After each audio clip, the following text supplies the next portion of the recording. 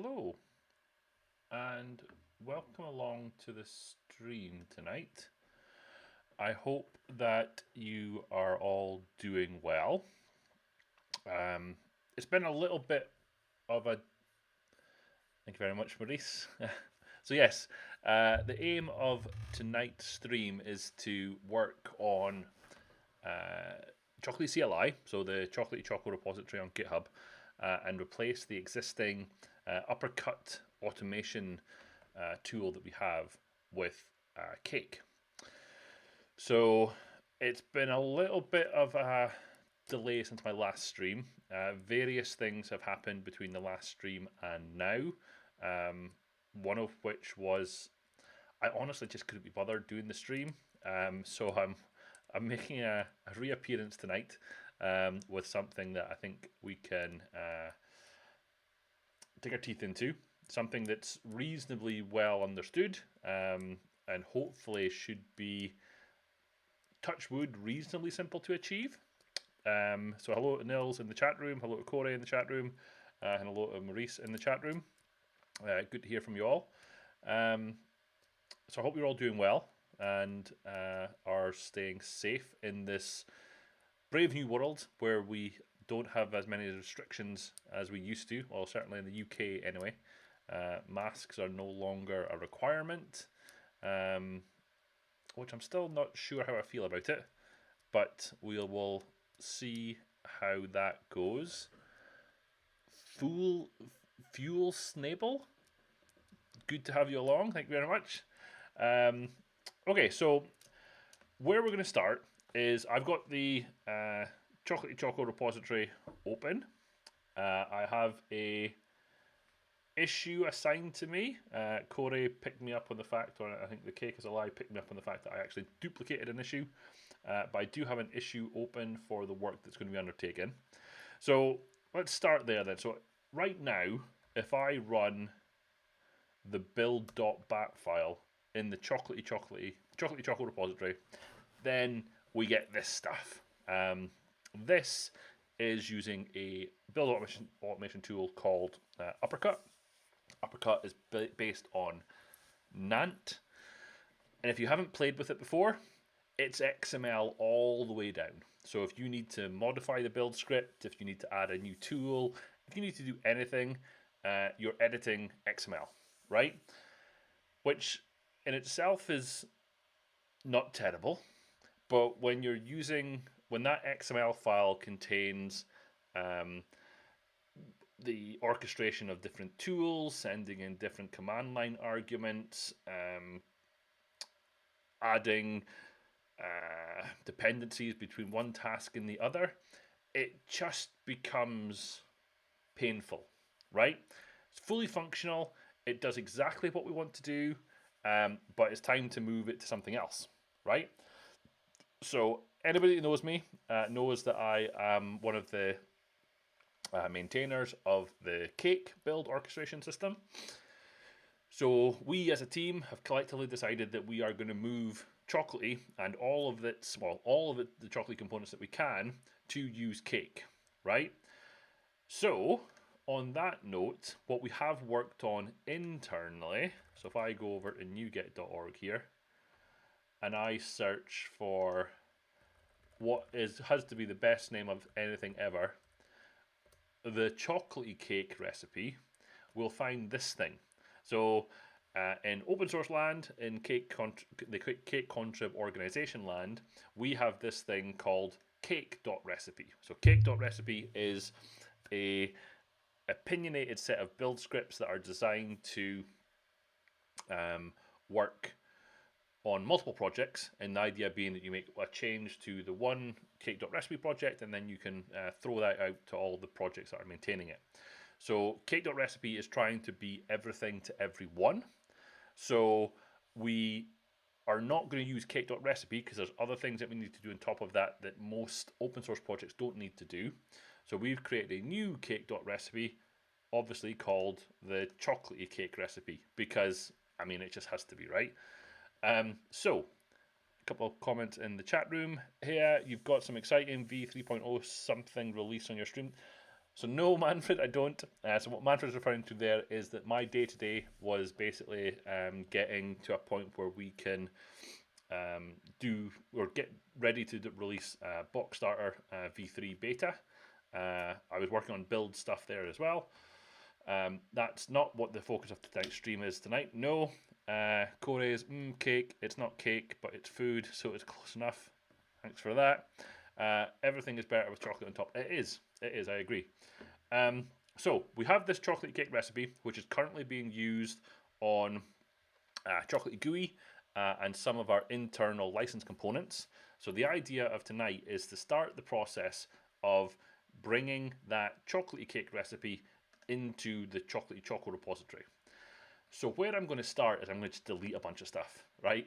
And I've wanted to do this for a long time now, and I'm finally getting to the point where I can do it. So basically, in this .build folder and in this .build.custom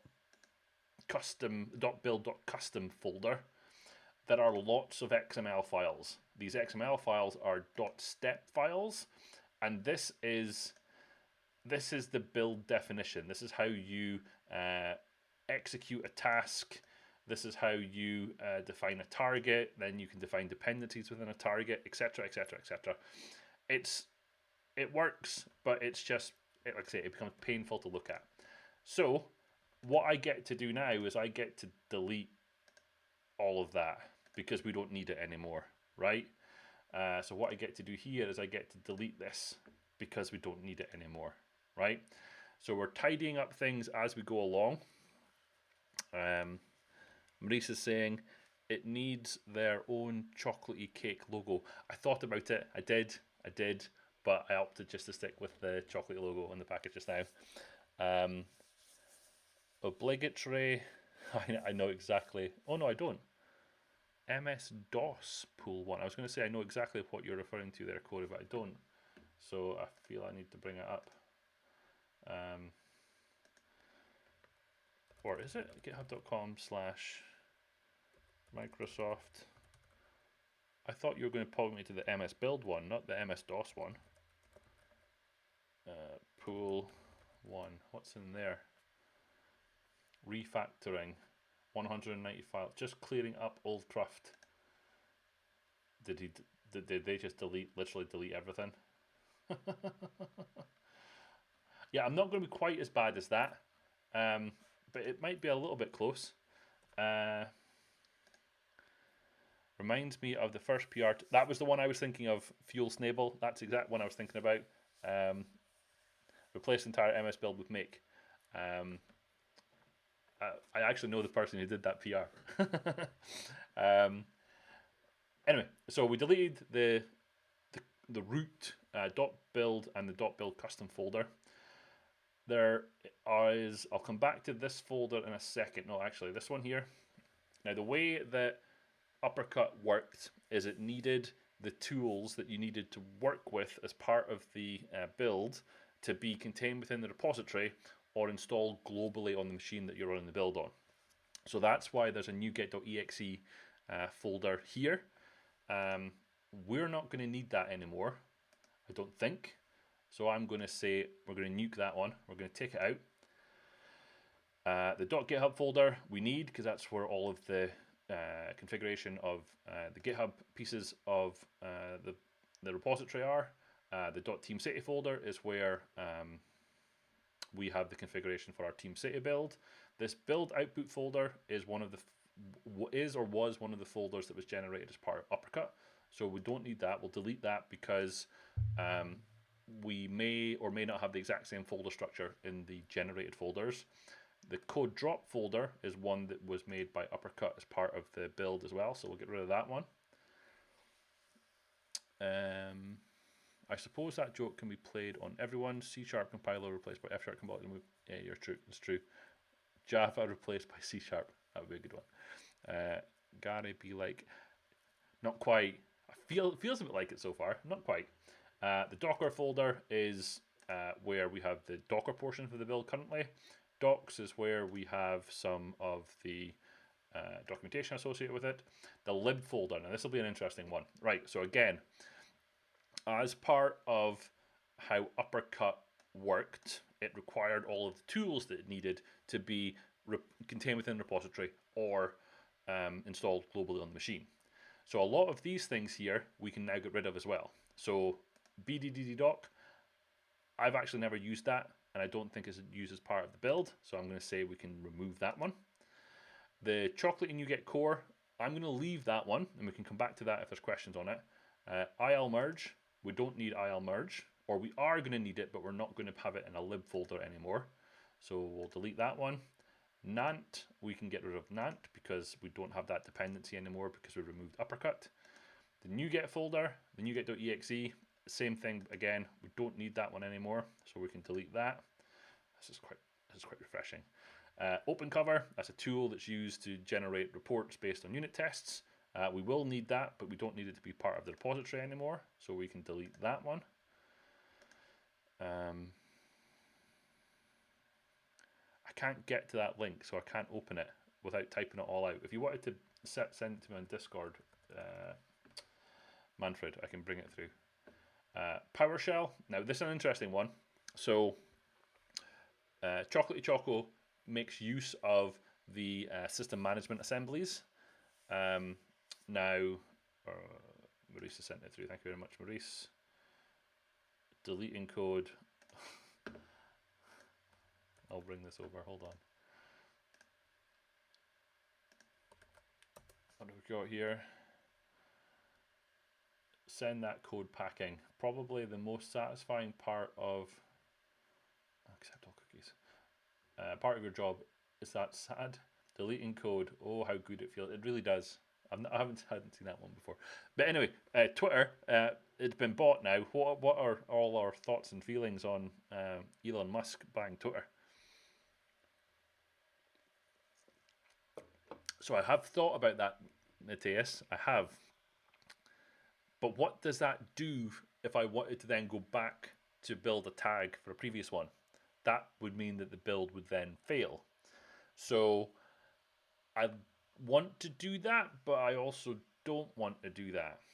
So yeah, I had that exact same thought though, Matthias. A line of code deleted is a line of code debugged. I once submitted a commit that deleted 40,000 lines of code. That's quite impressive. Quite impressive. Switch to Mastodon, Nil says. Never, no, I haven't. Did I create a Mastodon account? I think I did play with that. But I never did anything with it really.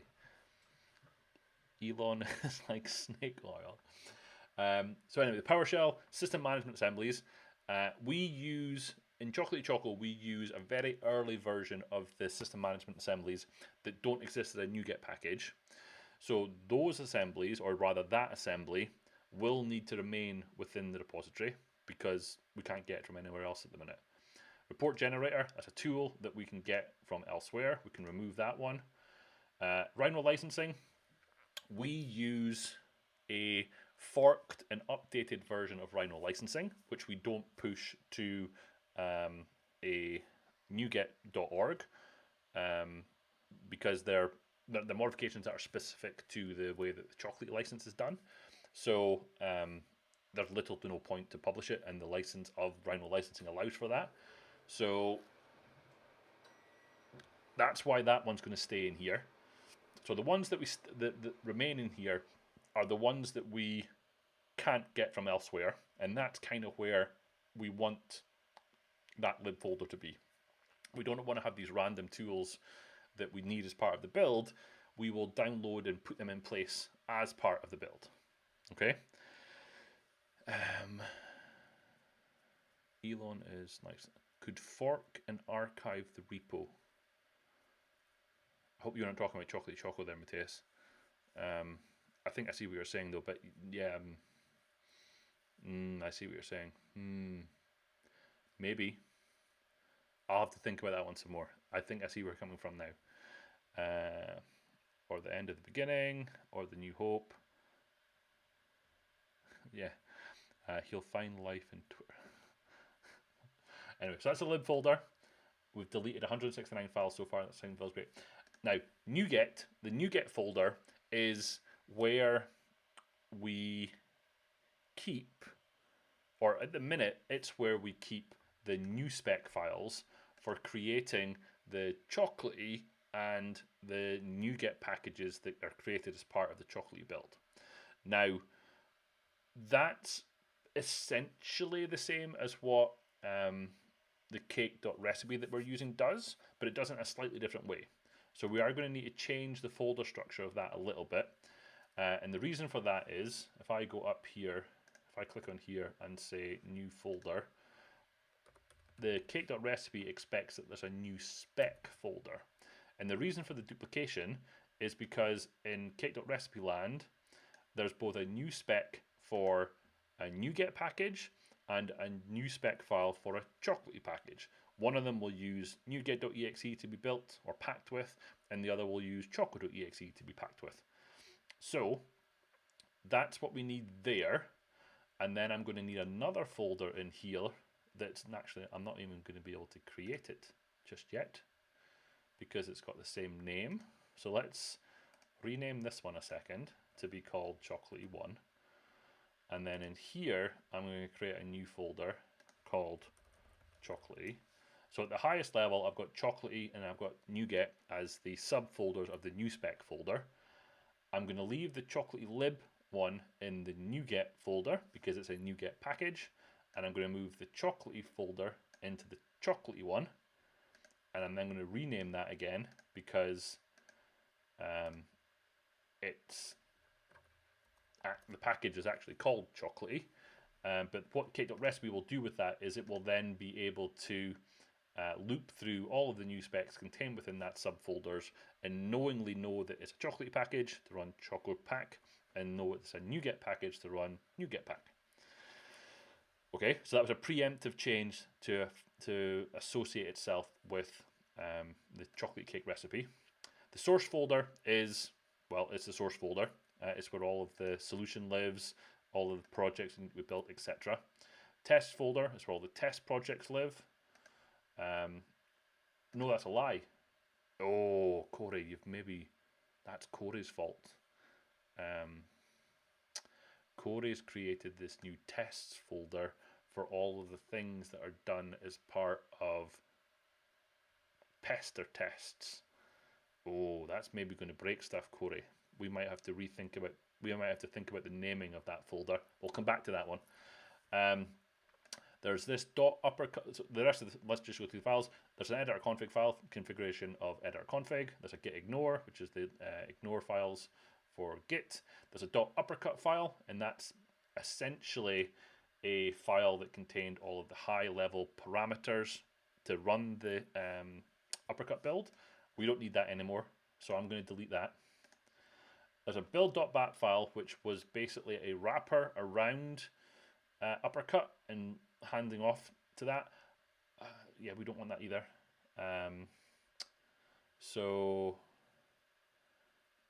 But that one we need to worry about. I'm going to take a note of that because the documentation of the scenarios is not something that's currently done by the chocolate cake recipe. So let's take a note of that. Document scenarios.bat. We're going to need to come back to that. Okay. Code is saying yes, but they don't have to be there. We can put them anywhere, just need to update a few things. We'll have to update them anyway if the build process and outputs change. Okay, fine. So for now, I'm going to say that we don't want or need that build.bat file because we need to replace it with how we're going to call into Cake. The build.debug.bat file essentially does the exact same thing, but it does it with a debug configuration. We don't need that. I'm going to say I know what I'm doing. The build.debug and the build.debug.sh is the exact same thing, but just with a shell version of it. The build.official.bat does the exact same thing, or it did the exact same thing, but it did it with a different configuration. It's more; these are convenience files that we don't need anymore. So I'm going to delete that one. The change logs, we don't populate the change logs anymore, but they're there for posterity, if that's the right word. The Chocolatey sync file is the file that's used for the strong name key. Committers contributing, we need to keep those. The document scenarios, that's what's calling into bdd.doc. Interesting. You can see that I've not used that part before. bdd.doc. So we're going to have to figure out how to put that back in play. But let's just delete this one just now because it's calling an uppercut and uppercut's gone. So invoke tests, that's the new PowerShell script that Corey's just put into play recently. The scenarios.md is what's generated from the document scenarios.bat file. So we're going to need to replace the creation of that file. For now, we'll not worry about it. Script format tests, that's fine. Setup.cmd, that is for setting up the repository with the requirements of the project. The testbat and the test.sh will need an equivalent of those, but those are calling an uppercut, and the zip and the zip.sh are the exact same thing. So, that was fun. So 195 file deletions and edits later, we have got a non-uppercut version of the Chocolatey Choco repository. So now what we need to do is we need to put back into play, or put into play, a new build orchestration system in the form of Cake. So, where do we start? Now, first things first, I'll preempt the comment that's going to come from Matthias. We are currently using an older version of Cake, specifically the full-fat version of Cake. Now that's really down to the fact that we're using some of the things we're doing in the actual recipe file, or the recipe files, hasn't been ported over to use the .NET Global Tool version of Cake. So, cards on the table. The correct approach, if you're starting a brand new Cake build orchestration, I know he's going to say that. If you're starting a brand new build using Cake today, the recommendation would be to use the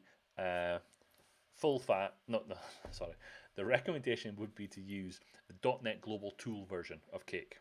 So that's a .NET Tool install Cake.tool and run it from there, right? Because of reasons, I'm still on an older, and he's probably going to freak out when he sees what number I'm on. There is good reason that I'm on an older version of the full-fat .NET Framework version of Cake. And once we get the Cake.Recipe updated, we will move to use the .NET Global Tool version of Cake when we can. Right?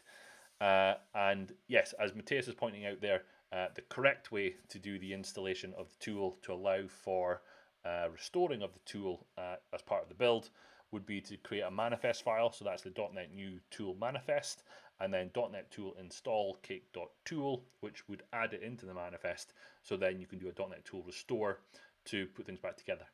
Nils, you gave the surprise away. I was keeping a hold of that, but yes, you're right, it is that version, and you'll probably know why that's the number. Okay, so let's get started. So the first thing we're going to want or need an entry point for Cake. Now, typically that is a build.cake file, but because we're using a repository because we're going to be in a repository that's making use of a Cake.Recipe, there's kind of a convention to create a file called the recipe.cake file rather than a build.cake file. You don't have to do that. That's just a convention that I use, right? So in this recipe.cake file, so I've got some things over here that I'm going to copy and paste over. Now, I'm going to grab a few things here. The first one is a what we refer to as a load preprocessor directive. So that is a line of code in the cake script that basically says, go and load a bunch of stuff. And that bunch of stuff in this case is the Chocolatey.Cake.Recipe NuGet package, specifically version 0.4.2.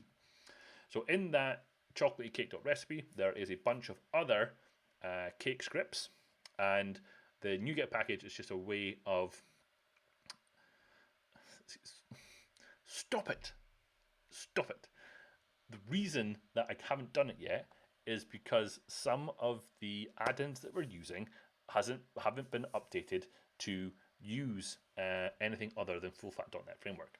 So I can't move to .NET Global Tool even though I want to, because there's some yak shaving that needs to happen in order to update those add-ins to support the .NET Global Tool before I can move away from it. So we're pinned on the full-fat framework version of that, and the other one is because of the same reasons that some of those add-ins haven't been compiled for anything other than 0.38.5. So that's where we are. We can't change that right now, but if we get the cake script into here, then that makes the case for getting it updated even the more better, right? So we've got a cake script, where we've got a set of cake scripts within a NuGet package. The load preprocessor directive then downloads that NuGet package, explodes it, puts all the cake scripts into a folder, and then those cake scripts are then executed as though they were contained within the same repository. So that's what we want. And then if, for example, we then push out a new version of cake.recipe, it's as simple as coming in here, changing the version number, and then it will be refetched and exploded and then rerun again. Indeed. So we've got that. Then what we want to do is we want to do some stuff. Now I'm going to copy and paste some stuff from the Chocolatey GUI repository where we have already set up the Chocolatey.Cake.Recipe, and I'll talk through what some of these things are doing. So the Chocolatey.Cake.Recipe has this helper method that is set parameters, where you're able to set up all of the parameters that are specific to this project. So that's really where this really gets to the heart of what Cake.Recipe is. Cake.Recipe essentially tries to do the same thing each and every time for any project that is added into. It tries to clean a bunch of folders. It tries to build a solution. It tries to run some static analysis tools on it. It tries to run NuGetPack. It tries to run ChocoPack. It tries to push things to different artifact repositories, etc. Right? But the idea is that on a per project basis, you can control or set all of the project specific pieces of information. So if you look here at what's going on in the Chocolatey GUI one, let's start at the beginning. So it specifies what is the source directory path. Where's the meat of the code that needs to be executed or compiled. So in Chocolatey GUI, that folder is called source, spelled out the source. In Chocolatey's repository, it's called SRC. So that's the first thing that we're going to need to change there. We're going to need to change that to be SRC. The solution file path is going to be SRC as well. And then contained within there, there's going to be a Chocolatey SLN. So again, this is just the project-specific pieces of information that we need to add in here. The solution directory path is the same. The solution directory path. Let's see what happens when we put that to Chocolatey. The resharper settings file name. So one of the things that Cake.Recipe does out of the box is it attempts to run the JetBrains tool called inspect code. Inspect code utilizes a resharper settings file for applying the rules that you're wanting to execute. And then within the source folder, we should see that there is a Chocolatey SLN.settings file. So that's the one that we want to set. So that's going to be not Chocolatey GUI, that's just going to be Chocolatey by itself. The title of the project is just Chocolatey. The repository owner and the repository name, this is referring to GitHub So what is the repository owner? The organization, i.e. Chocolatey. And then this one is going to be Choco, because that's where it resides. The should download milestones, again, as another feature within the Chocolatey.Cake.Recipe, is that it will use Git Release Manager to fetch and download the release notes associated with it if you need it. So in the case of Chocolatey GUI, we want to take those release notes that are generated as part of the build and stick them into the Chocolatey GUI application so that a person can open up Chocolatey GUI, go to the About page, and read the release notes. We don't need that as part of Chocolatey, so we can take that out of there. The product name feeds into the assembly info.cs files that are generated. So again, Chocolatey.Cake.Recipe is set up to do a bunch of stuff with assembly info files, but you need to give it the project specific information. I don't know what this is at the minute. Fill in later, so I'll copy and paste that from somewhere else. And I'll do the same with the copyright, because the copyright will be slightly different for this one. We can do that later though. Use Chocolatey GUI strong name key. Who needs a PowerShell summit when you can have a Hacktoberfest shirt delivered? I'm not sure what you're referring to there, Corey, but if there's t-shirts involved, I'm in. And Matthias is saying 0385 has 1,586,621 downloads. Now we know why. It's all me. It's all me in my projects because I haven't updated. There'll be another download in just a second here. The other thing about the Chocolatey.Cake.Recipe and indeed Cake.Recipe is that it tries to set up a set of sensible defaults. So in the case of Chocolatey.Cake.Recipe, most projects are going to use the Chocolatey strong name key. But in the other projects, the UI based projects, we don't want to use the same strong name key. We use the Chocolatey GUI strong name key. So we default to using the Chocolatey GUI strong name key. No, sorry. We default to using the Chocolatey strong name key, and we only override it when we need to. So in this case of Chocolatey GUI, I did have to override it, but in the case of Chocolatey, I don't need to override it, so I can just remove that line. All of this next three sections are about signing of files, signing of scripts, and MSIs that need to be signed. I'm not going to worry about those just now because we don't want to do that. And should build MSI. Chocolatey.Cake.Recipe has the concept of basically running a solution file twice. One is to do the core part of the build. The other one is to do a specific build to generate an MSI associated with it. That was created specifically for Chocolatey GUI. We don't need to do that for Chocolatey, so we can take that step out again. And strong name dependent assemblies. I'm going to take that part out just now. We might need to do that. What that's about is because we strong name sign the Chocolatey assembly, we need to also strong name sign any dependencies. Excuse me. Now, some dependencies already come with a strong name key. So for example, if you take a dependency on one of the Microsoft NuGet packages, they'll already be strong name signed. But some of the other open source projects might not be strong name signed. Now there is a utility tool out there, and that's what this is using under the hood, where you can actually take a dependency, run a tool to add a strong name key onto an already generated assembly.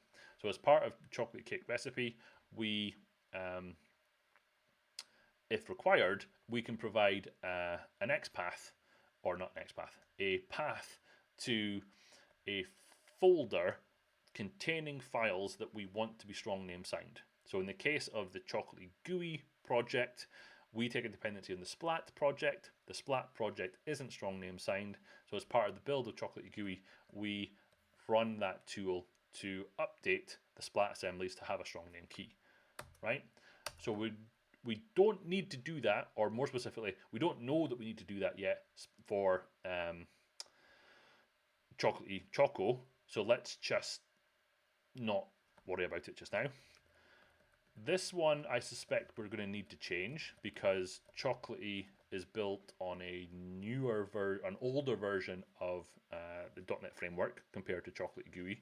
So we might need to change that, but let's not worry about it. So this one was all about, these are the parameters for the project. The set tool settings helper method is all about setting up the tools that you want. So there's a bunch of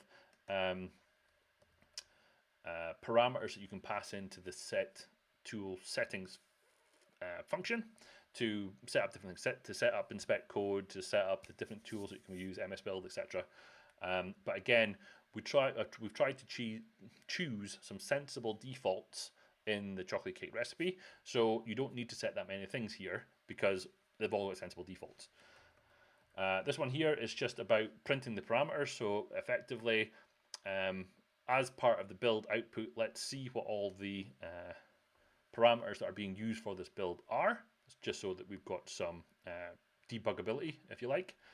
Another one here is we're going to run the build. Now, Chocolate Cake Recipe, in the same way as Cake.Recipe, has two flavors. You can either run a build using full fat MS Build, or you can run a .NET CLI build. Chocolatey Choco at the minute is targeting full fat framework, so we're calling build.run rather than build.run.NET Core.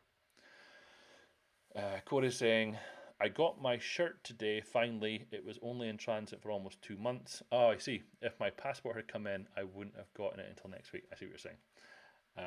Okay, so that is the makeup of the recipe.cake file that we're going to use here. The other thing that we need to introduce is we need to introduce the version of Cake that we want to pin our builds to. Now that in the full fat framework version of Cake is by introducing a folder called tools, and into there we're going to add a new file called the packages.config file. This is the part that is taken, that would be replaced by the manifest file that Matthias spoke about earlier. But for now, we are going to take this and put this in. So all we're doing here is effectively saying, I want to pin to a version of Cake, which is 0.38.5, which is the one that Nils referred to earlier. So with that in play, we should then be able to have a Bootstrapper. And the Bootstrapper is the thing that kickstarts the Cake build process. It's a small bit of PowerShell or shell script. Again, if you're using the .NET framework, if you're using the .NET Global Tool version of Cake, this would be a much smaller script, but because I'm using the full fat version of Cake, it's slightly longer. I could download this through the Cake VS Code extension that I have here, but I'm going to copy and paste it from the existing project just in case we've made some tweaks to it, because we do kind of want and expect that folks are going to modify the Bootstrapper to their own liking, and now that's entirely what could have happened within this one, so I'm not going to download the default one just in case. So with those things in play,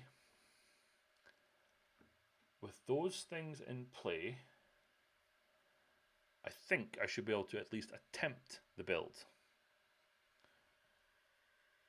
2 flavors, chocolatey and...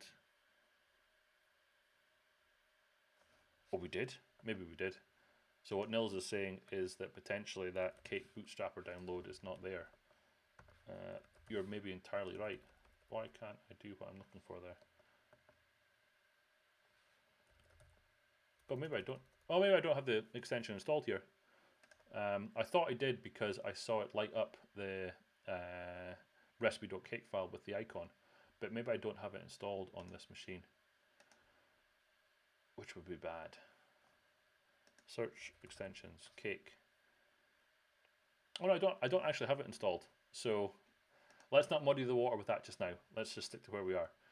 So with those things in play, we should be able to at least attempt the build of Cake. Now, I fully expect that things are not going to work, but we'll come to that, cross that bridge.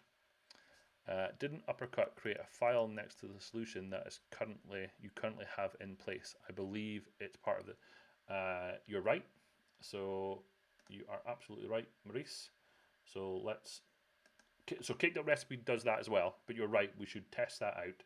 So what Maurice is referring to is this solution version.cs file is one that was or is generated automatically by uppercut. So we should delete that because we need Cake to put it back together as well. So Cake should create that file as well. So yeah, good spot on that one, Maurice. Well done.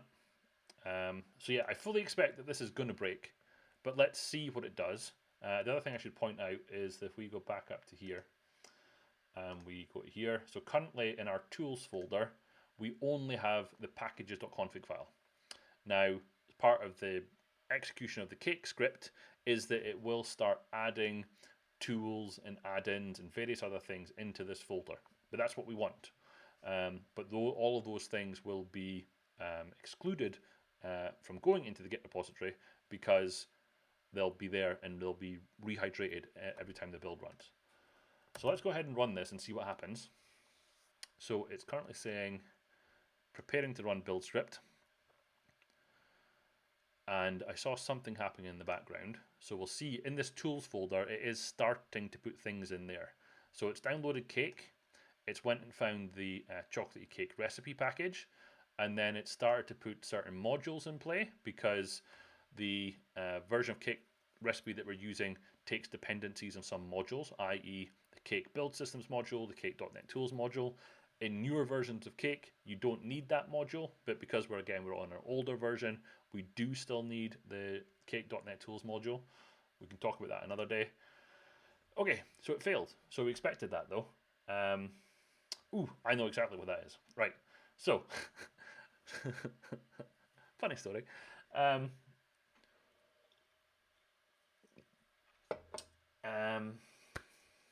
Yeah.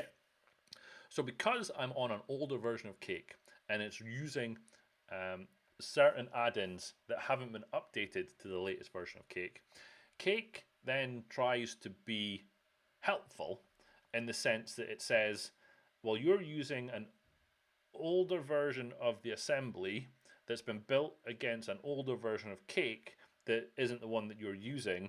Are you sure you know what you're doing? So you get a bunch of yellow warnings, and ultimately that gets registered as an error. But there is text in here that says what you can do to fix that.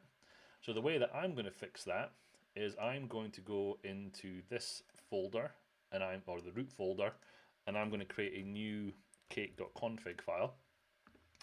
And into that cake.config file, I'm going to put some information. Now that information, for completeness sake, is basically everything that you can put within this config script. So it's, well, what NuGet source do you want to use? Do you want to use the in-process client of NuGet? Yes. Do you want to load dependencies? No. What paths do you want to use for tools, add-ins, and modules? And then the one that's actually being complaining about is the skip verification. So by default, skip verification is set to false, which is why we get an error. I'm going to set that to true, which basically says, no, you're not getting into play anymore. On error, resume next. Yes, I'm going to essentially ignore it. So if I run build.sh again, it shouldn't take as long to get to an error this time because all of those tools, modules, and add-ins have already been resolved. So at this point, we should jump into the script execution a little bit faster. And before Matthias says it, if I was on the latest version of Cake, there's a new setting that actually allows for the caching of the generated assembly that's executed as part of the build. So it would be even faster. Okay, so now we're at a point where we are looking at a null reference exception. One or more errors occurred, value cannot be null. What does that mean? What was it doing here? Using local unofficial strong name key, that's fine. Let me have a little look over here and see what could be going on.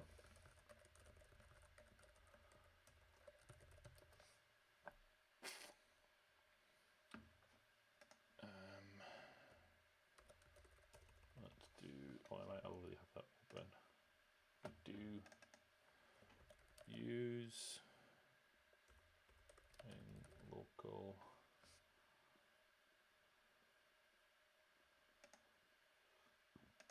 this one.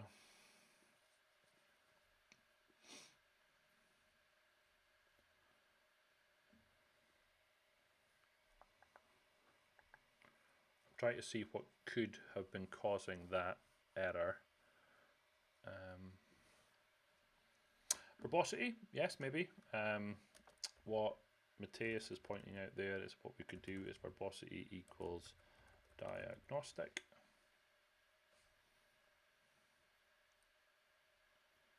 And see if that generates any additional output that could be helpful.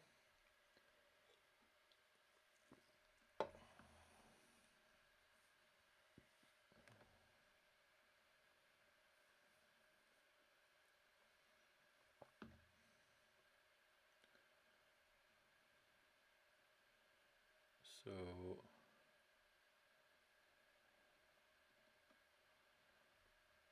value can't be null at the environment variable at the get GitHub credentials. Oh, now I missed that out. I didn't copy that over. That's one thing I didn't copy over because I didn't think I would need it from the Chocolatey GUIs. Why would it be complaining about that just now though?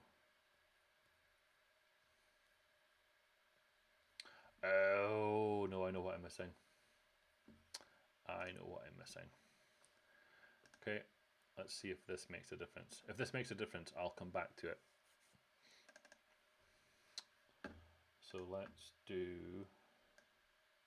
grab this, copy, and let's put this in here.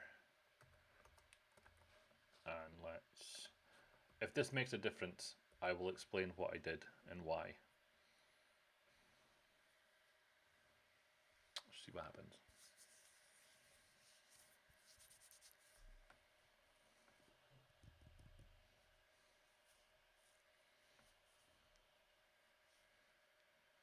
Just thinking. There we go. We have ASCII art. ASCII art is always a good sign in a cake build because it means we've got to a point where it's building. So now it's running GitVersion. So again, this is where the Chocolatey.Cake.Recipe process starts to come into play. So all of these tools, all of these configurations, all of this setup is now being executed. One of the first things that we do is we run GitVersion to assert a version number for what we're building. And it's already found that we're currently building 1.2.0. Now that sounds right to me because we've recently released a 1.1.0 release of cake of Chocolatey. That I don't want.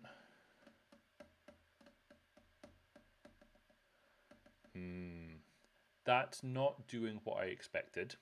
So it's currently running off and attempting to strong name sign all of the assemblies in the packages folder, which is not what it's meant to do. So I'm going to need to look into what's going on there because that's not expected. Because that might actually take a while to complete. So is there a setting that we can set for that? Oh, it wasn't too long. Okay. So that's all the preemptive stuff done. Now it's going to attempt to run the build itself. So it's found the solution file. It's building the solution.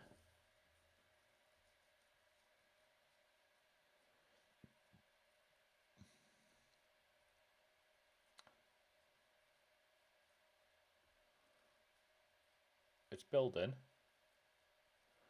and it errored. Okay. Maybe check if CLI assembly.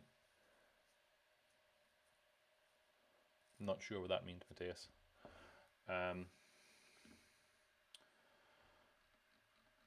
So we got some errors as part of the build, so we'll need to look into what those are. But just going back to the previous step that had a bunch of yellow text on it, there's a lot of them.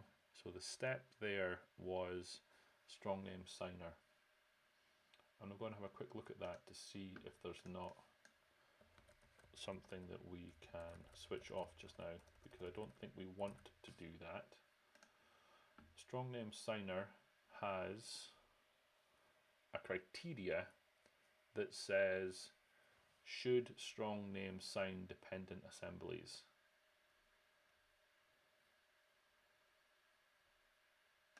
So that can only mean that that's true by default. Let me check. Should strong name sign assemblies is true by default. Okay, so at the minute we don't want that. So we're going to override that. So let's go into our parameters, and in here we're going to say should strong name sign dependent assemblies. We're going to override that to false at the minute, because one, we don't know which ones we need to do. Maybe check if CLI assembly for strong naming. Yeah, I'm still not sure what you're talking about there. I mean, at the minute it's just looping through all of them because I haven't given it. In the Chocolatey GUI, we truncated it to a very, very specific folder for these are the ones that we know that we need to strong name sign. These are the dependent assemblies, i.e. the ones that we bring in as NuGet packages. We do that specifically for one NuGet package in the Chocolatey GUI build. Because I didn't filter it down, I think it was just running amok and going through all of the packages folders and attempting to strong name sign them when it probably isn't needed or wanted. So I'm just going to turn it off just now. Looking back at this error that we're having here, I'm fairly sure that this is because we are, let me get to the top of this, error, XML comment is badly formed. I'm fairly sure that all of those errors are currently warnings in the system, and because we have, or because Chocolatey.Cake.Recipe, let me confirm that, does warnings as errors by default. So treat warnings as errors is set to true by default. So that obviously wasn't the case in the current uppercut build of Chocolatey Choco. So to keep things as close as possible, for now I'm going to toggle another setting here in my parameters that is treat warnings as errors. I'm going to set that to false. I want to undo that. I'm not going to leave it like that. But for now, for the sake of getting the build to work, I'm going to run build.ps1 again with those two new settings in play. And at that point, we should no longer get a big long wall of yellow text saying it's strong name signing things when it doesn't need to. And then we should hopefully not get a big wall of text that says here's a bunch of errors that are actually warnings. So let's see what happens.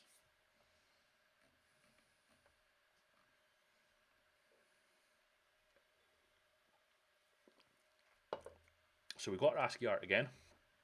GitVersion is running, and I'm going to go and clarify that the latest version of Chocolatey Choco was actually, yes, 1.1.0 is the currently released version of Chocolatey.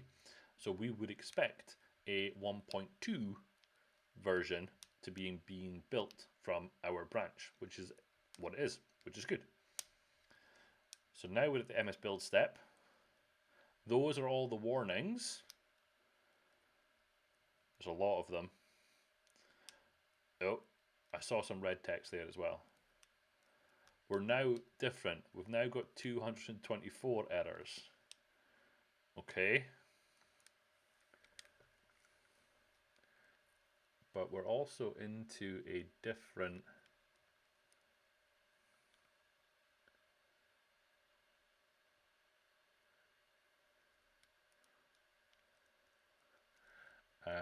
now we're into a different set of errors.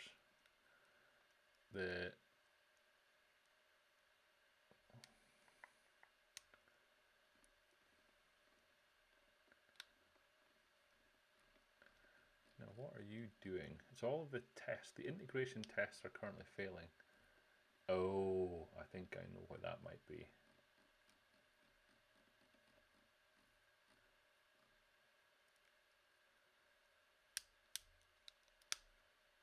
Yeah. Now I'm going to work on a hunch here. And let's have a look at this one.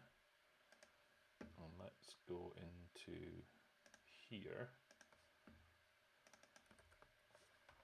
and see what that defaults to. That defaults to that. So what I'm looking at here, indeed, the number of error messages was different. It was higher, in fact, than previously. And it does mean that we're making progress, yes. Now, I'm going to go up to here, past all this yellow wall of text, and I'm going to check to see, or no, I probably can't because it's now moved. So let's do this build again, and I'm gonna kill the build at the point in time where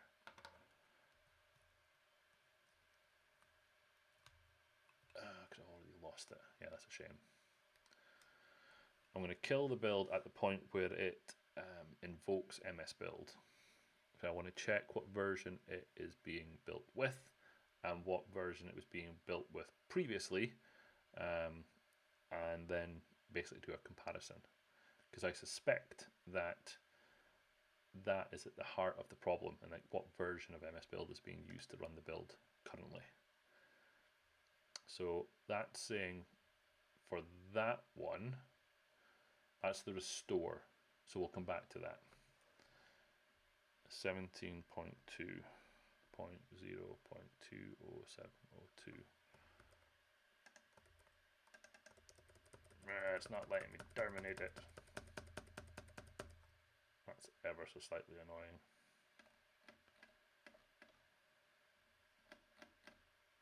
Let's see if I caught it before.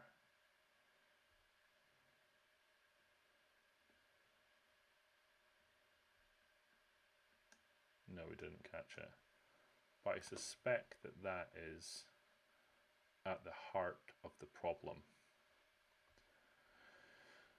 So let me go to here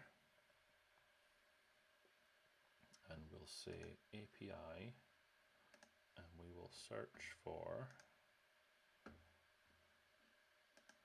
MS-Build tool version, and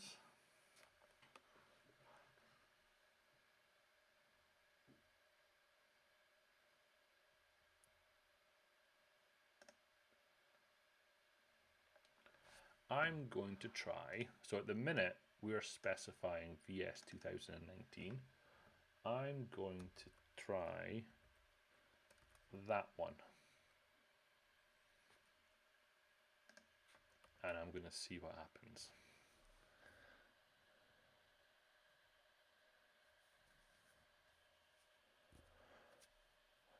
So no, so what Corey is referring to there is that under uppercut, the way that it did certain NuGet packages being resolved or more specifically, executing Chocolatey while doing some restoring of things, the uppercut build could get hung if you're not running as administrator. Now in this scenario, that no longer comes into play, Corey, because of the way that the tool resolutions and things are happening. Or we shouldn't get into the same state as we did before.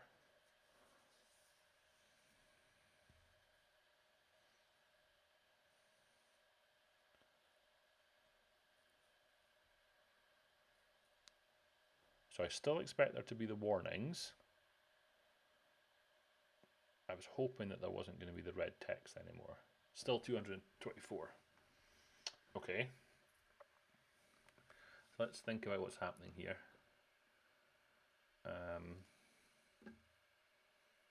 What is happening here?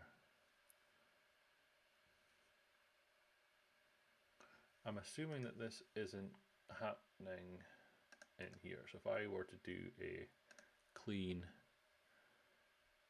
and a build here, then this should succeed without, oh no, the build failed here too. Oh, what did I do? Oh, look at that. I have broken something. Oh, look at that.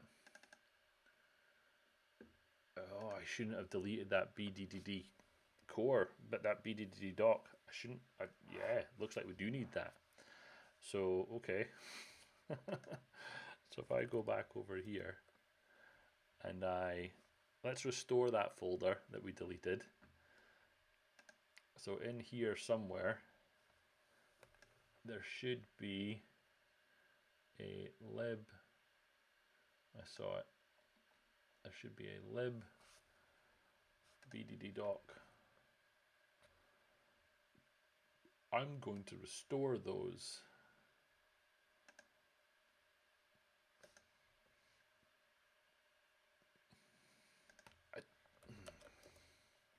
I don't know what that thing does,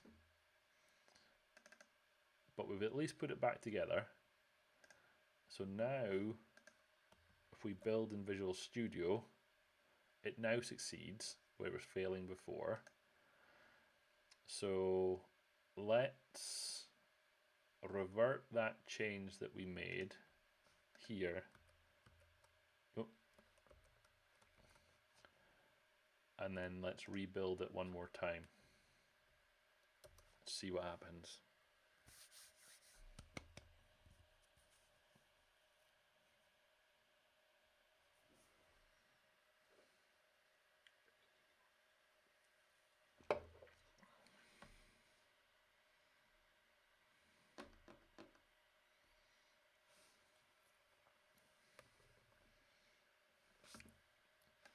BDD doc.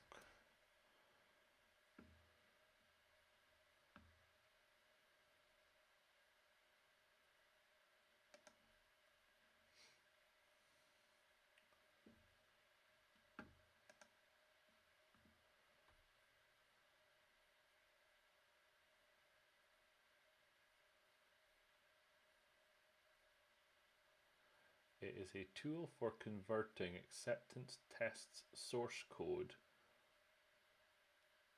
to readable documentation.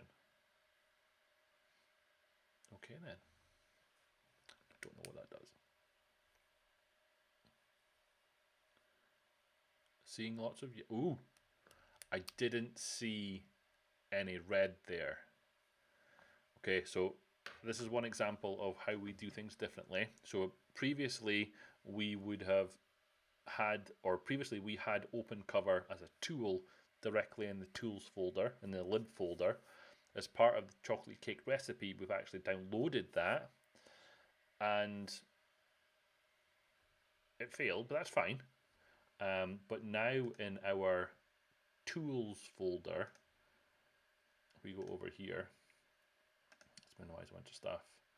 In our tools folder, we've now got the OpenCover executable ready for doing stuff, right? So we don't have that in the lib folder, we have it in the tools folder. and we download and restore that as part of the cake build process, which is good. Maurice, question for next stream. Is it still required, and can we kill BDD doc? I don't think so. Off the top of my head, I don't think so. Because there is this scenarios.md file, and this is the thing. This thing is being generated, and this is being generated from some of the unit tests that we have, and it's basically saying it's taking the C#. I think what it's doing is taking the C# version of the unit test, and it's picking out the scenario that's under test. So in this case, the Chocolatey install command, and it's then making it a human readable version of the description of the test. So when force installing a package that depends on an unavailable newer version of an uninstalled dependency, forcing dependencies, and then it's listing out the asserts. Now, what we need that for, I don't know. I can honestly say I've never went in there and read that, but that doesn't mean we don't need it. So this would be a question to go back to the team with, of knowing whether we still want this or whether we can remove it. If we can remove it, then we can remove the dependency in the integration test project, and that would allow us to remove the BDD doc from the lib folder. So short answer is I don't know, Maurice. Okay, so we now need to look at what else is going on. So Corey says it depends. Oh, a quest. Yeah, indeed. Okay, so let's start to look at what's happened as part of our build. So if we go up a level into the code drop folder, what we've started to create is a folder structure that's similar to the one that was created by Uppercut, but not exactly the same. So in our temp folder, we should have published apps. The published apps contains, or will contain, the choco.exe project. The published libs folder will contain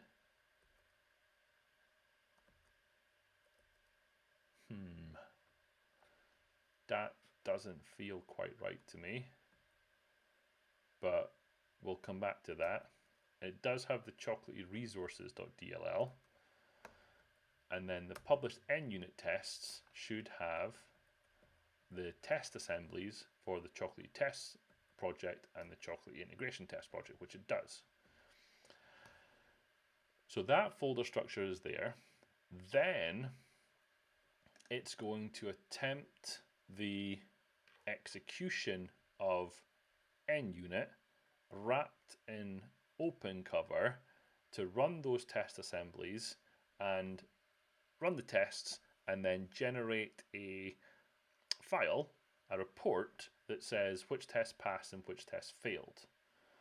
Now what it's saying here though is invalid. No suitable tests found in C, GitHub, organizations, Chocolatey Choco, temp, NUnit tests, Chocolatey tests. Either assembly contains no tests or proper test driver has not been found. Okay. And it's the same for both the Chocolatey tests and the Chocolatey test integration DLL.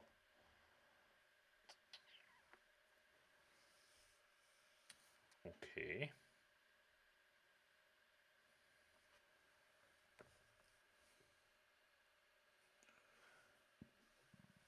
Either assembly contains no tests or test driver has not been found. Okay, so I would expect that there are tests in there. And if we were to look at the chocolatey tests.dll, then it has stuff in it. Let's have a quick sneaky peek at it.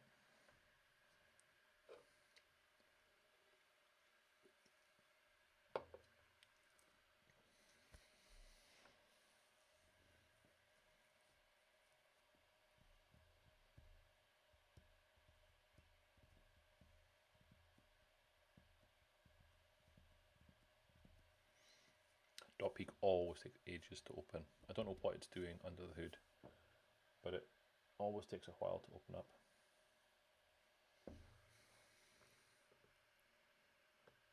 Ooh, ooh, ooh. I'd have thought. There. Let's delete some of these other ones.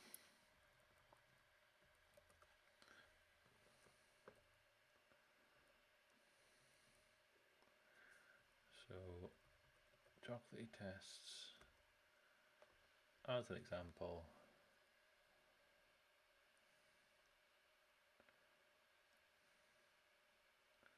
Well, those are the attributes. That's probably not very useful. Tokens here. So the facts are there. Okay. Let me go into here and let me go into here and into here and into here. The thought that I had there is, what version of NUnit are we running? NUnit here is 2.6.4.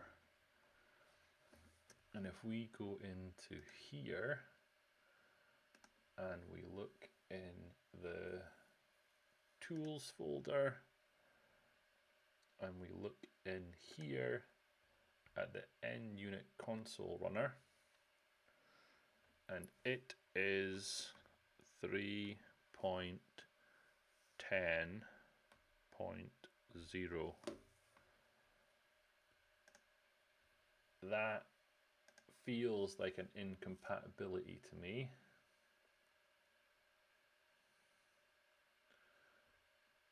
I'm just going to look at what we deleted.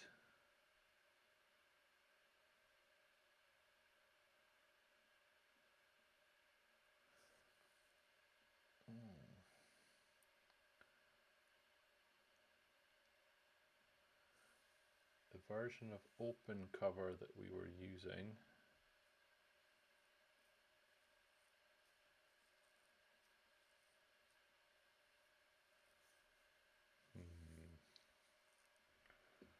is that something that I can play with? I think it is. So if I were to look at the Chocolatey.Cake.Recipe and look at the tools file, then I think in here we can control the version of the NUnit console runner. So then that opens up a question of whether the NUnit.console runner has a version that matches. This is a guess at the minute. Where do I find the versions? They've changed everything. Versions. No, there's not. Okay. So what version of OpenCover are we using then? OpenCover is 4.7.922. What version of OpenCover were we using? I would be able to get that by looking at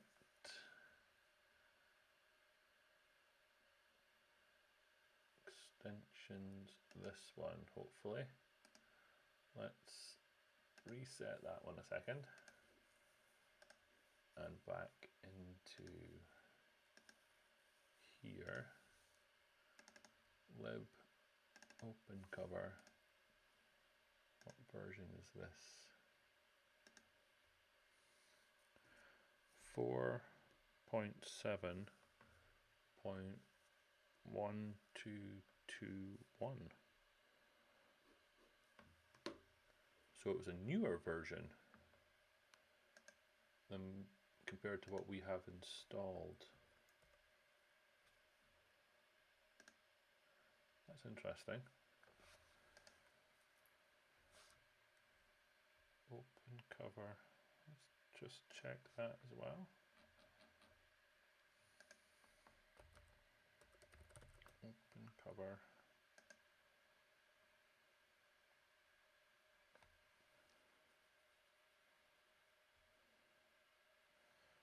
That's very interesting.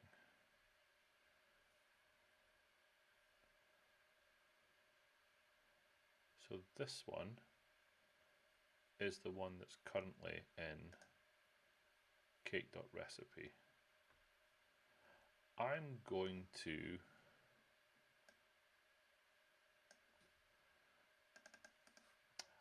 override that just to make them on the same page. So tool settings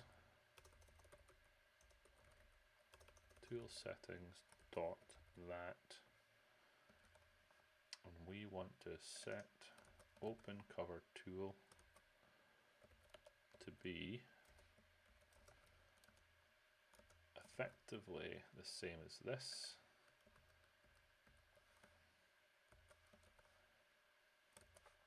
But we're going to make it 471221, which will match that one. Okay, and let's try that. Let's just rule that one out. But I'm curious as to when that was last updated then. Lib, open cover console.exe.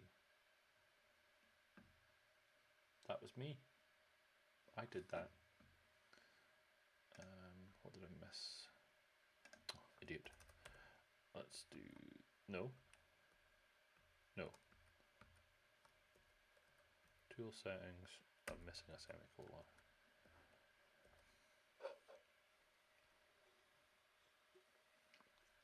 Back in November 2021, I updated to a newer version of OpenCover. Don't recall why I did that.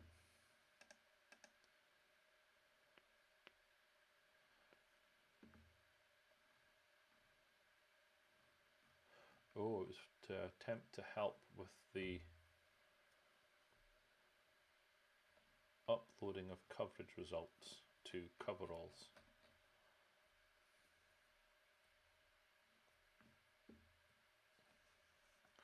Oh, that's because .peak's got a handle on it. Let's try that again.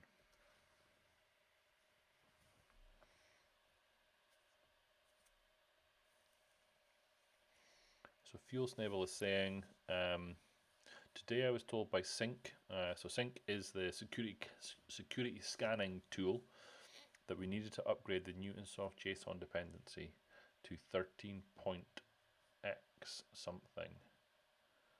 Ooh, is there some sort of vulnerability in Newtonsoft? I don't actually know what the numbering of that is at the minute. Newtonsoft 13.0.1. So it got updated. Oh, interesting. Wonder if they found a vulnerability in one of the older versions that's fixed in 13.01. Older versions have poor defaults, it says. Oh, so it's susceptible to DDoS attacks. Interesting. That's probably something that we should look into if we haven't already on Cake itself, because Cake has a dependency on that.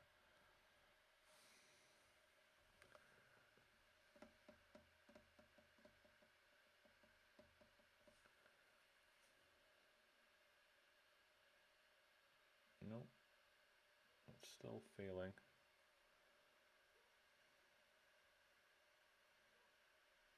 Nice. Okay, let's take this back a step. Let's do the test end unit step. let's do target equals that, and then let's do that. So let's just attempt the test end unit step, so we don't have to run them all each time. And then what we'll do is we'll do a diagnostic build to see exactly what command is being run, so that we can start to narrow down what's going on. So license conflicts in the sense that you can specify, or it looks at the license of your repository and then says whether any of your dependencies don't match that. Is that what you're referring to there? If so, that's pretty cool.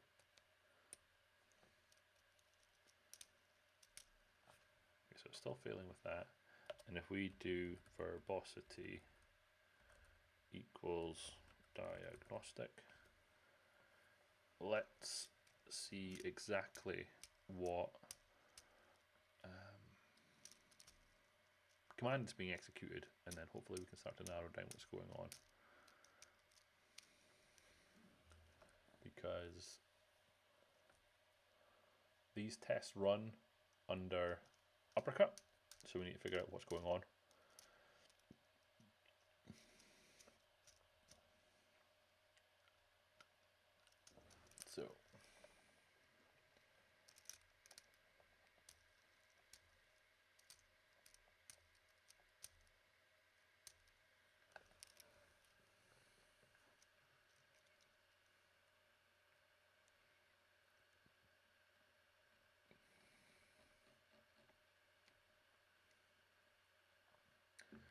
So what it was executing was running open cover, targeting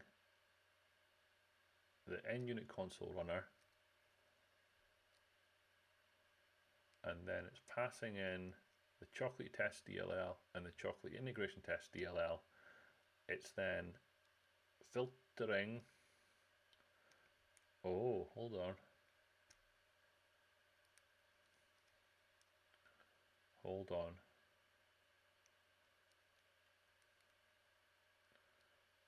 Hold on.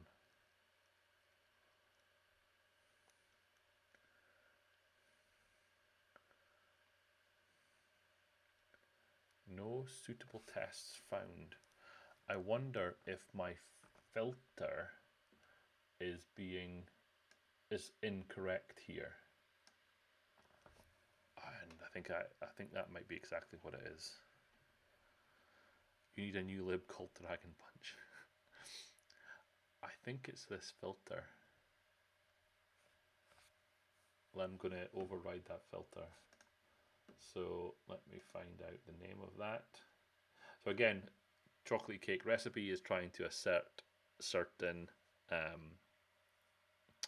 sensible defaults, but I think this is a case where the sensible default is incorrect.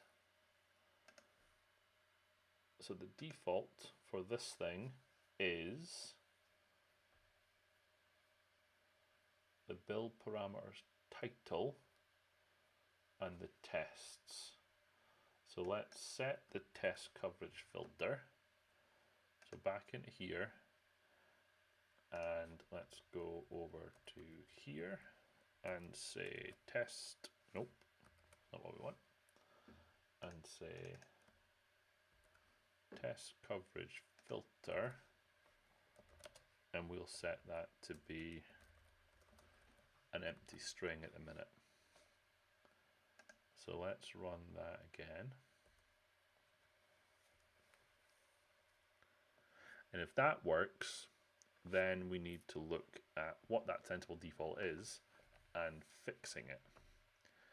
Does anyone know whether a filter is case sensitive or not? I think I put that in the wrong place.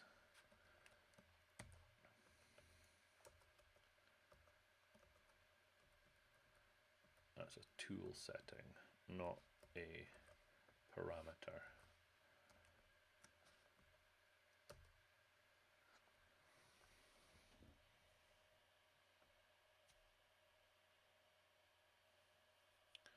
is I'm just looking at that capital C, and I'm looking at the tests that exist, and they're all going to live in a lowercase c namespace. And I'm wondering whether that is going to cause a problem. What have I done there? Line 24. What have I done on line 24?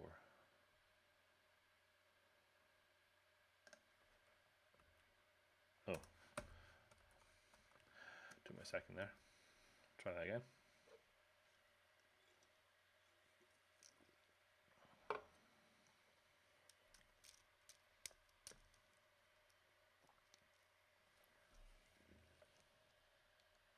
So we've got 33 minutes left, but I actually got a little bit further than I thought I was going to get to tonight. So I'm quite happy with that. If we get these unit tests running, that would then hopefully take us to the next stage, which is ILMerge'ing, because currently Chocolatey.Cake.Recipe doesn't do anything with ILMerge, and it needs to, because the uppercut build did it previously. So it's still got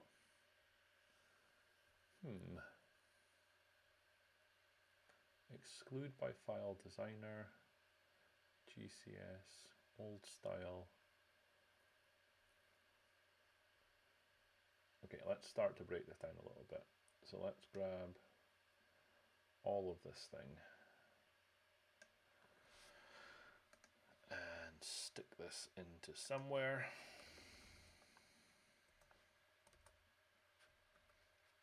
And say that what we're going to do is, let's just try running NUnit directly. First of all,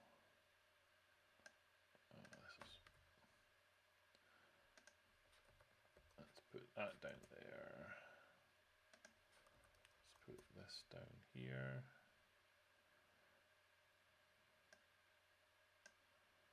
Those are the two DLLs that we want to run. Let's put this here.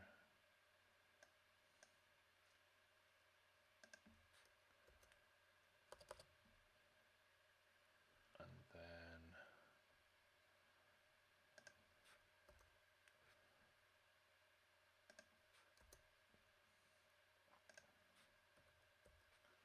old style, registered user, that one, and the output. Okay, so this is the tool that we're going to run. So let's just make sure that we can see that. And then it's going to say you're not running it properly. That's fine. So then let's give this a path. Let's use this one as the first one. So we'll run that against there. No suitable tests found. Interesting. What does great success mean, Corey? What does that mean?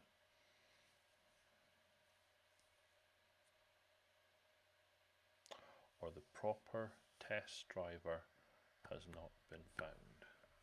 You know what? I'm going to Google that. If in doubt, Google it.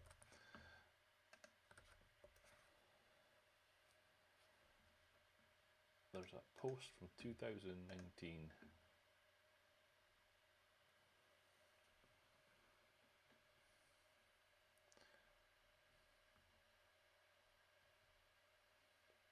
Charlie Poole has responded to this. For more of an answer, please tell us what kind of tests you are running, what testing framework and version, or your test references. If you are running NUnit 2 tests, do you have the V2 framework driver extension installed?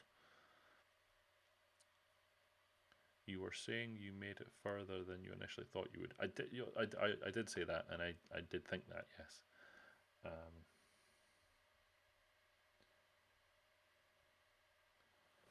The NUnit project also has a driver for NUnit 2 tests, which you can install. In theory, somebody can say,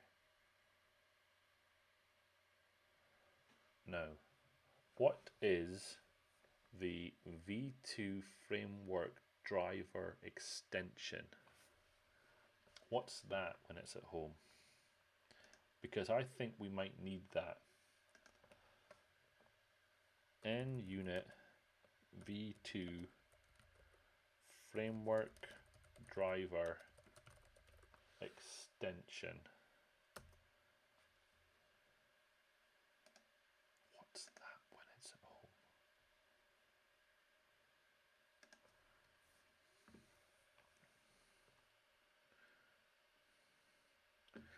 The NUnit V2 driver and extension for NUnit 3, allowing it to load and execute tests written against NUnit V2 framework. So we're using V2.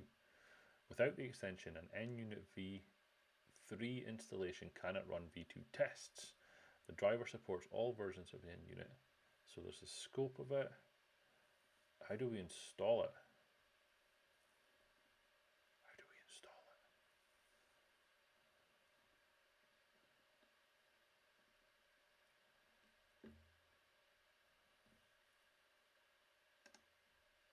it? So NUnit uses Cake to run the build, which is great to see.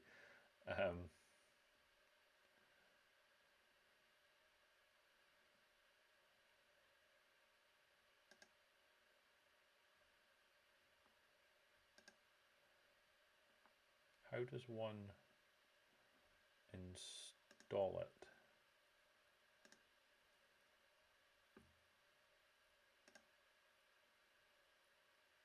A csproj file here, which is an old style csproj. So how do we...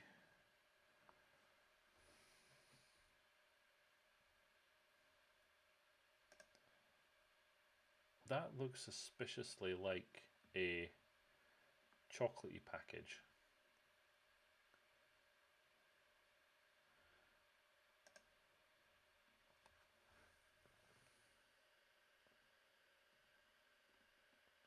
The fact that there's a verification.txt file there, that leads me to think that it is a Chocolatey package, which it is.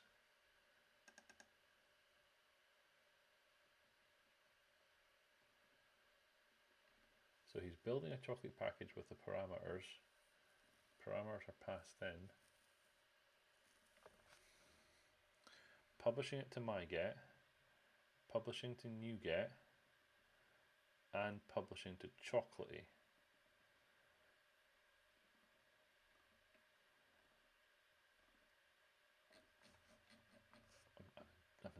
I'm so intrigued now as to what this is doing.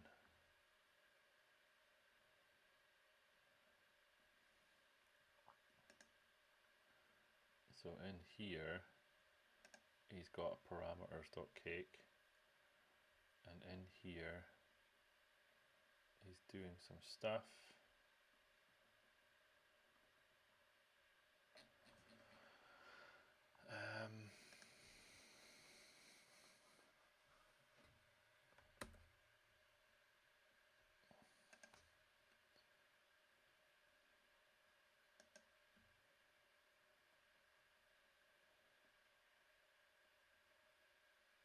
You know what? Let's cut to the chase here a little bit. Community.chocolatey.org, and let's do NUnit.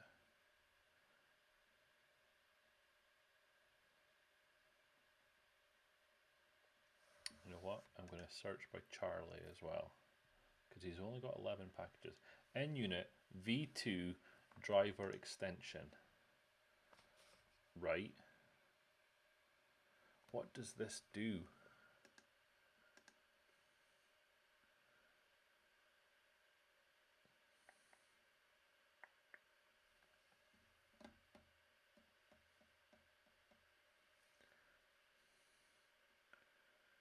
how does it know, or how would NUnit know to look for that thing in there?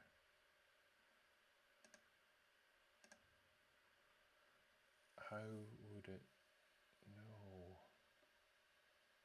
Does this take a dependency on NUnit itself? No, it doesn't.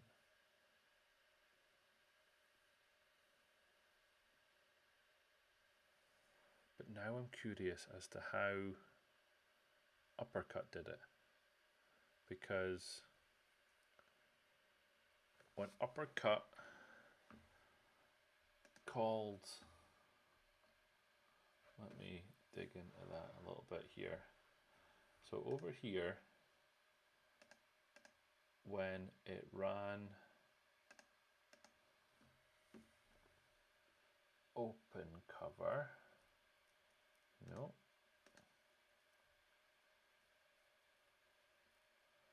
wait, so the test.bat previously called the test step in the analyzers folder. So in here, there was an NUnit test step, and when it did that, it executed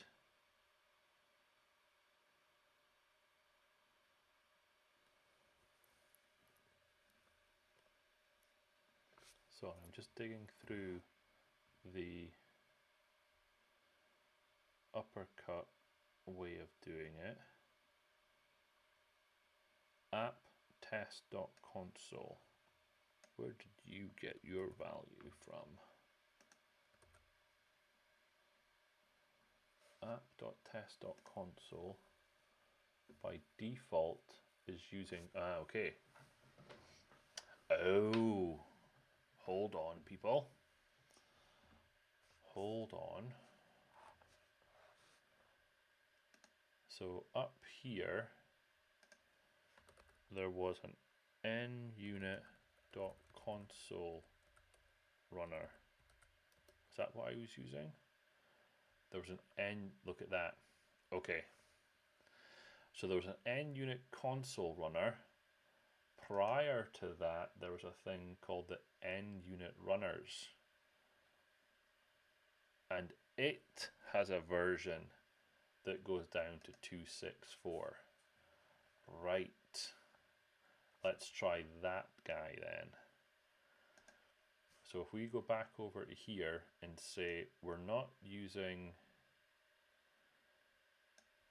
NUnit anymore, we're not using this one. Copy that one out of there and the NUnit tool.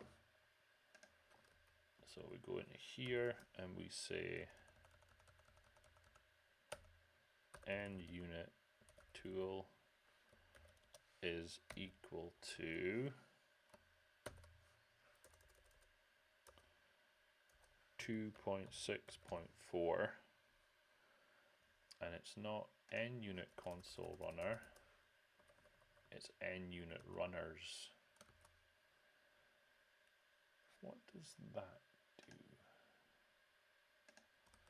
So we come back over here, and it's not going to be that step anymore, it's going to be this one.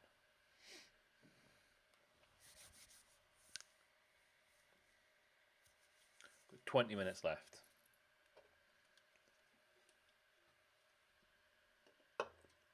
So in our tools folder, we should now have two versions of NUnit, or we will have, with NUnit console runner, which is the default one, and we should get a new one, which is the NUnit runners, which is the 2.64 variant of it. And then here, hopefully, no, it's still using the NUnit console runner. But that's possibly because of the way it was locating the assembly. So if I go in here and look in tools, then it's found the NUnit v3 one. If I go in here, it's got, yeah. let's do this. Let's remove both of those just to be on the safe side. And let's do, oh, but now we're going down a tricky path. Now we're going down a tricky path where NUnit, the NUnit alias that we're using in the Chocolatey.Cake recipe, we'll be using the NUnit v3 alias, which is expecting to find NUnit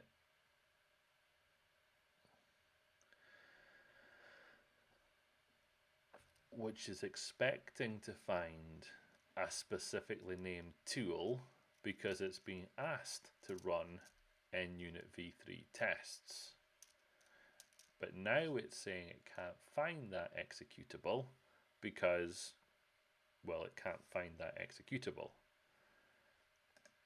Because if we were to go in, I'll come back to your point in a second, Maurice. If we were to go into here and look at our tests, which is here, and we go into here, then we're using NUnit 3, which is the cake alias for specifically running NUnit v3. If I were to take that off, which I can't, there's no way I can configure that. So I'm editing one of the cake script files directly, which you shouldn't do. I'm just gonna, I want to see if that will work.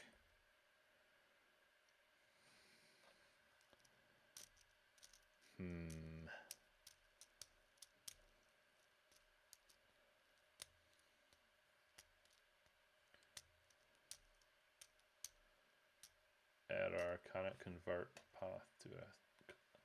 See, we're now getting into the differences between how NUnit 3 works compared to how NUnit. Oh no, I've got NUnit v3 settings there. There's lots more things that we need to change there.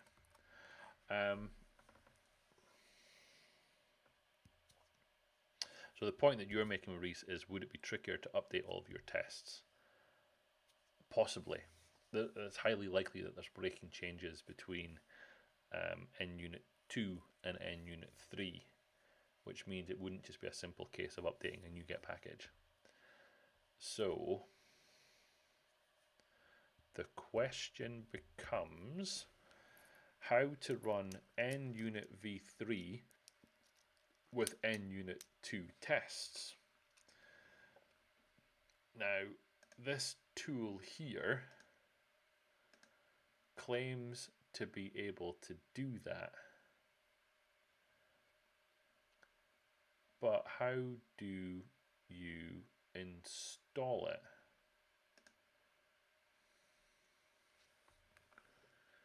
Because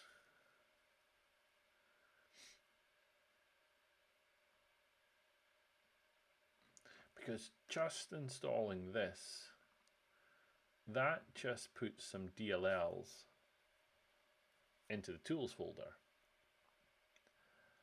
I don't see how that would help unless NUnit 3 has been told to look in the Chocolatey folder for those things, but I can't imagine that that would be the case. But I'm willing to give it a try just in the last 15 minutes here. So let's go back to here and let's go and install this thing. So I'm going to install the NUnit extension NUnit v2 driver.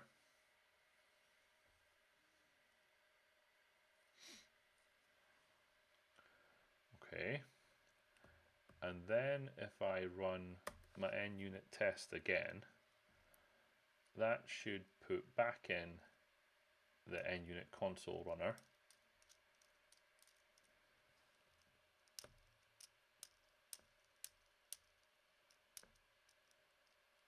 And if it picks up that DLL. I'm surprised and happy at the same time.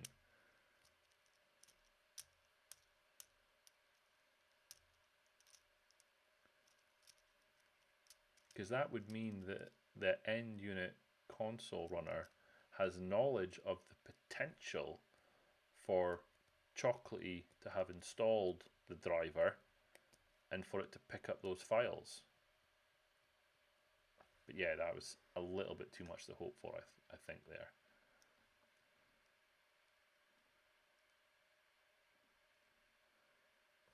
Okay. So let's do this then as a final test. What happens if I pick up the DLLs that have made their way into the Chocolatey folder? This is a complete guess as well. If I go in here and look at here,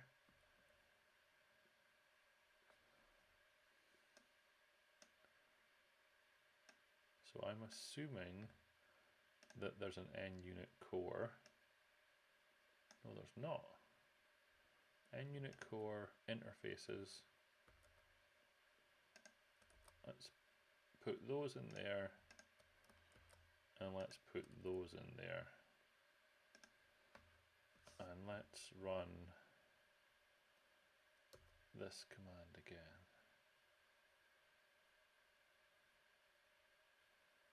Ooh.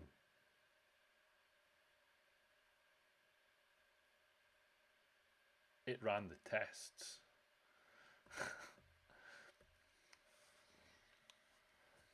Okay. Not sure what I make of that yet. Because if that worked, what do I do in my build script to make that sensible?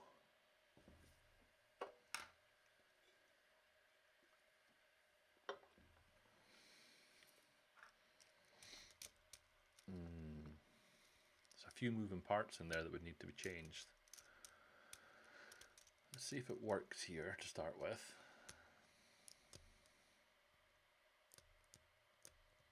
It would need to be a change to include the extension, which would be off by default. We would only add it when we need it. And then it would need to download and extract the extension and put it in the right place for the build to work. And that worked.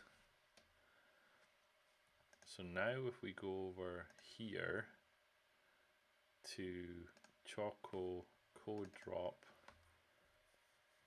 test results N unit, didn't expect there to be anything in there, but there is an opencover.xml file that contains a bunch of stuff that are the test results.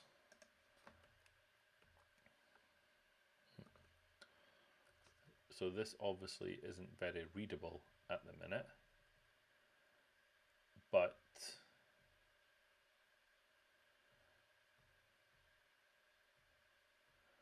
I could take that and run that through report unit to generate a coverage report. And then that coverage report would tell me what is and isn't covered and whether things have gone up or down. I'm actually surprised that that didn't happen. Oh no, actually, because that was the wrong step, wasn't it? So if we go back to here and run everything now,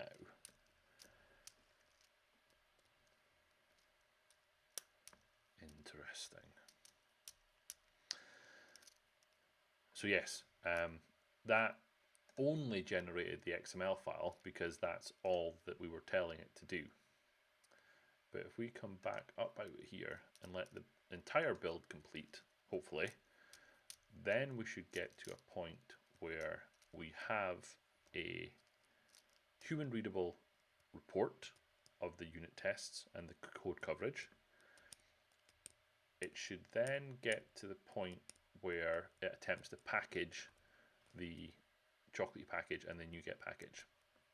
Now, that may still fail.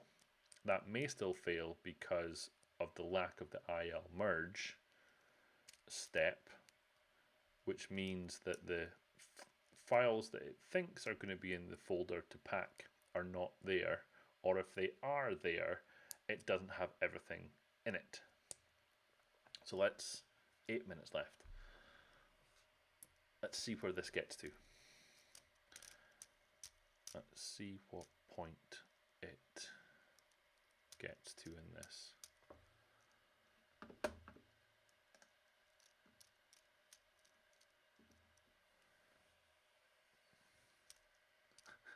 I've just seen Patrick's tweet about that would be cut cake rather than cupcake. Love it. So it's generating the friendly test report and then generating a local coverage report. So then what we should get in that folder is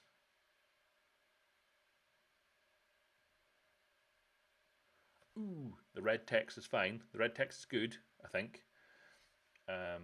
So in the code drop folder, in our test coverage, we've now got a bunch of stuff, but that bunch of stuff includes unit tests that we don't actually want to cover. That's because we removed the coverage filter. So it's got a bunch of alpha FS files that then doesn't have source files for. So that's totally fine because it's doing unit tests that we don't want it to do. So we can filter those out, but what we should get is an index.htm that if I run that, if I open that, we've got a bunch of stuff. And it tells us that our code coverage metrics are 26.8 and 7.2. Those numbers would change once we filtered out the ones that we actually care about, because the only ones that we care about are the ones that start Chocolatey. It's now running in spec code, which is the utility tool that I've mentioned that's applying the resharper rules that we have in the project, and it's going to say whether any of those are in violation of that. If there is anything in violation of that, it would fail the build and report those errors.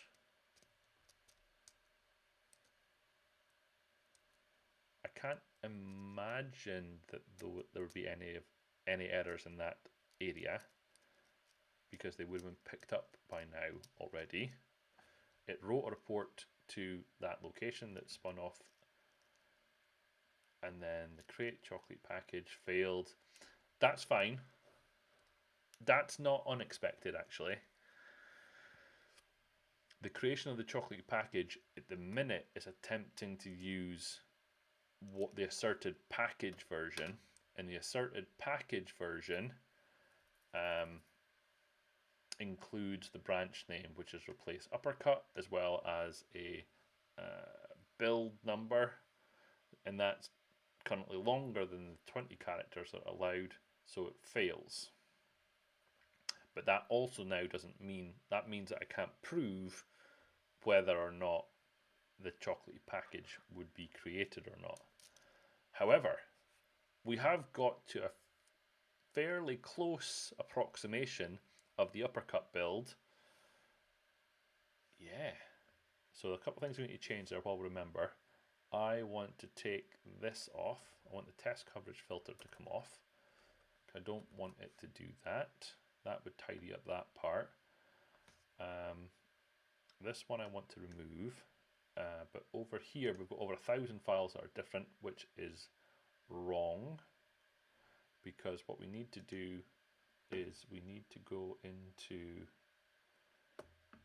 here and then here and then here and say, oh no, it won't be in there, that's the wrong one. But if we go into, no, not that one. No, I've got too many windows open just now. This one, if I go into this one and find this,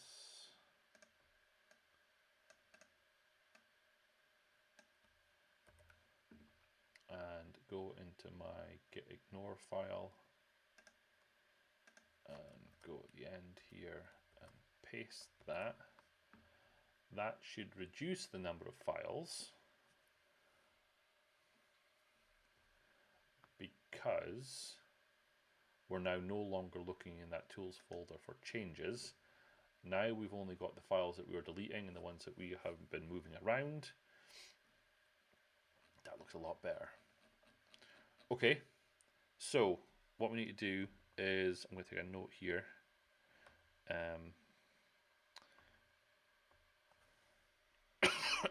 NUnit2 extension, and that was called